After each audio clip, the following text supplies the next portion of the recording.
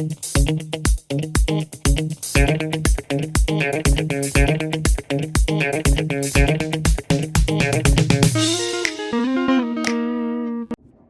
there, it's me again.